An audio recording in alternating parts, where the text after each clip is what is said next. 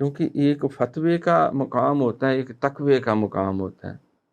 فتویٰ یہ ہے کہ بس فرض پڑھ لیے کافی ہے، تقویٰ یہ ہے کہ وہ سنتے بھی پڑھتا ہے، وہ نوافل بھی پڑھتا ہے اور پھر ذکر بھی کرتا ہے۔ دیکھیں عشاء کی بعض ہے وہ 4 فرض پڑھ کے نکل جاتے ہیں، حرمین شریفین میں جائیں، کہتے ہیں بس فرض ادا ہو گیا۔ اور جو کل 17 رکعتیں ہیں، پہلے 4 سنتے، پھر 4 فرض، پھر 2 سنتے، پھر 2 نفل، پھر 3 وتر، پھر 2 نفل۔ بعض جو ہے وہ اس کے ساتھ اور نوافل بھی پڑھتے ہیں، حاجت کے بھی پڑھ لیتے ہیں، توبہ کے بھی پڑھ لیتے ہیں، استخارے کے بھی پڑھ لیتے ہیں، بعض اپنے بزرگوں کے سال ثواب کے بھی پڑھ لیتے ہیں۔